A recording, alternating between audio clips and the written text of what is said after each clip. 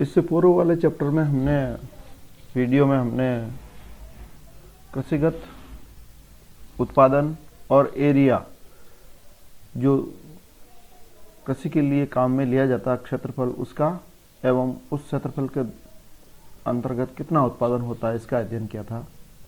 आज हम लोग पढ़ेंगे कृषिगत उत्पादन की प्रवृत्तियाँ। भारत में कृषिगत उत्पादन को मुख्यतः दो तरीके से विभाजित किया जा सकता है, एक खाद्य फसल के रूप में और दूसरा गैर खाद्य फसल या व्यावसायिक फसलों के रूप में।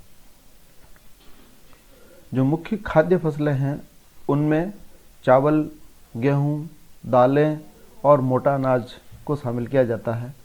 मोटा अनाज से अभिप्राय मक्का जैसी फसलों से है।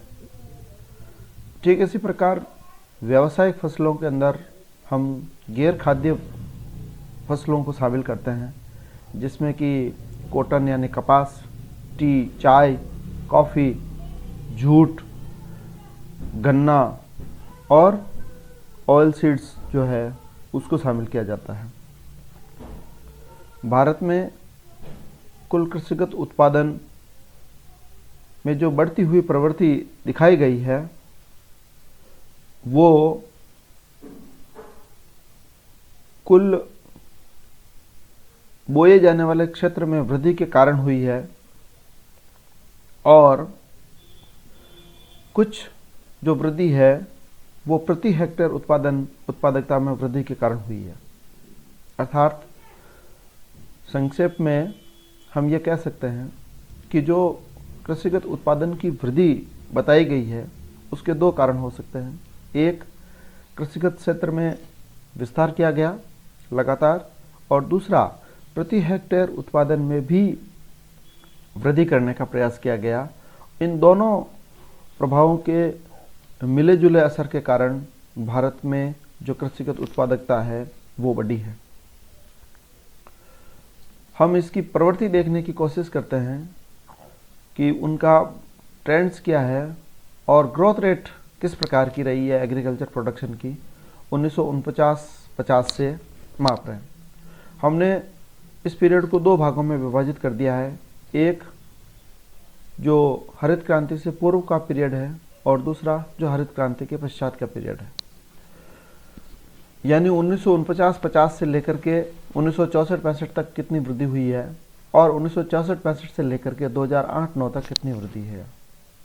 और वृद्धि को भी हमने औसत वार्षिक वृद्धि दर में भी माप लिया है, ताकि हमको सीधे सीधे ये पता चल जाए कि किस फसल के उत्पादन में दोनों अवधियों के अंदर वृद्धि दर में कितना परिवर्तन आया है। जो ऑल फूड ग्रेन्स हैं यानी सभी खाद्य वस्तुएं हैं, उसके अंदर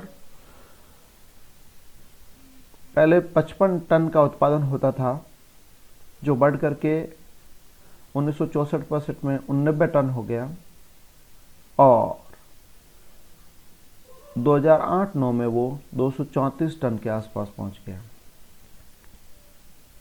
अर्थात 1949-50 से 64-65 के बीच में जो वृद्धि रही वो 3.2% रही, जबकि 1967-68 से 2008-9 तक की अवधि में 2.21% की दर से इसके अंदर वृद्धि हुई है।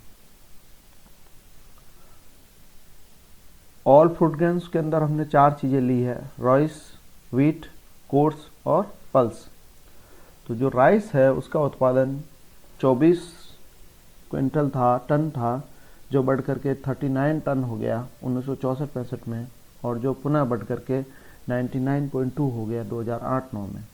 इस प्रकार हरित क्रांति से पूर्व इसकी वृद्धि दर 3.5% प्रतिवर्ष थी, जो बाद में 2.20% प्रतिवर्ष रही।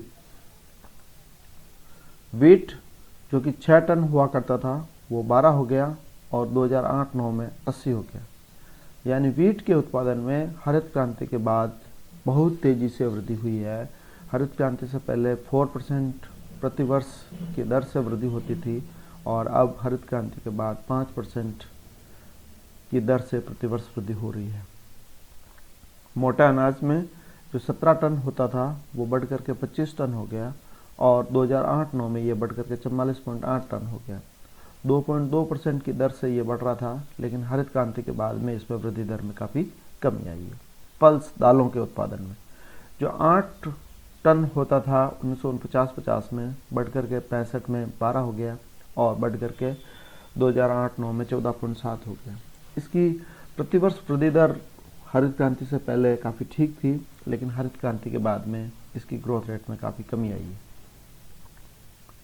जो गैर खाद्य वस्तुएं हैं उसमें ऑयल सीड्स, शुगर कैन और कॉटन तथा पोटैटो को लिया गया है, जो कि मुख्य वस्तुएं हैं। तो ऑल फूड ग्रेन के मामले में पहले जो वृद्धि दर थी वो 3.5% थी हरित क्रांति से पहले, और हरित क्रांति के बाद में 2.6% की दर से वृद्धि हो रही है। ऑयल सीड्स के मामले में जो 5 टन होता था, 5 मीट्रिक टन उत्पादन होता था 50 में, वो बढ़ करके 9 मीट्रिक टन हो गया 65 में, और उसका 3 गुना 28.2 मीट्रिक टन हो गया 2008-9 में।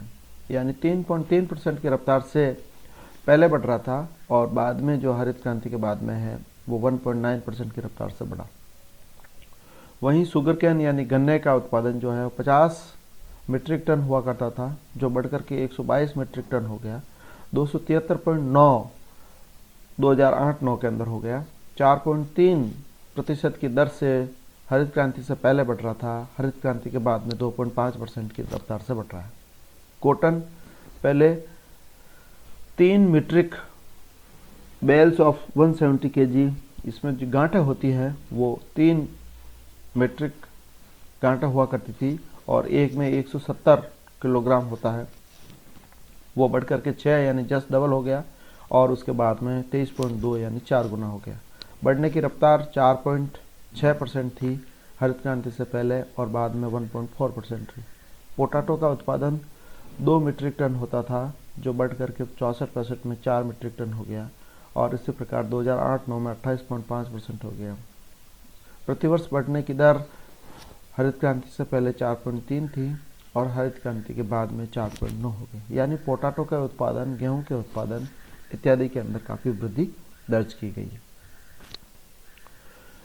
इस टेबल के आधार पर जो महत्वपूर्ण निष्कर्ष निकाले जा सकते हैं वो इस प्रकार है कि हरित क्रांति से पहले के पीरियड में जो कुल उत्पादन में जो वृद्धि हुई थी वो मुख्यतः उस कृषिगत क्षेत्र के विस्तार के कारण हुई थी, लेकिन हरित क्रांति के बाद के पीरियड में जो एग्रीकल्चर उत्पादकता में वृद्धि हुई है उसका मुख्य कारण था आधुनिक तकनीकों का इस्तेमाल करना और खेती के अंदर सुधार करने के कारण हुई थी।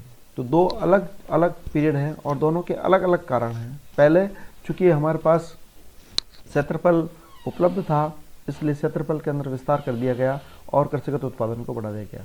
बाद में कुल बोया गया क्षेत्रफल ज़्यादा से ज़्यादा काम में लिया जाने लग गया, इस कारण से क्षेत्रफल को बढ़ाना संभव नहीं था, इसलिए जो क्षेत्रफल था उसी के अंदर गहन खेती की जाने लगी और एग्रीकल्चर सुधार किया गया और मॉडर्न टेक्नोलॉजी काम में ली गई। इसके कारण जो है वो कृषिगत उत्पादन के अंदर वृद्धि की गई। आधुनिक तकनीकों का इस्तेमाल करने के बावजूद भी जो कुल उत्पादन की जो ग्रोथ रेट रही है वो वीट के अलावा हम बढ़ा नहीं पाए हैं। ज़्यादातर जो खाद्यान्नों का उत्पादन है वो स्थिर ही रहा है। जो हरित क्रांति के पश्चात का पीरियड है उसके अंदर जो कुल उत्पादन की वृद्धि दर है वो तुलनात्मक रूप से कम रही है, क्योंकि जो खाद्य वस्तुओं का जो एनुअल ग्रोथ रेट था वो 2.7% ही था और बाद में भी वो करीब करीब इसके आसपास ही रहता है।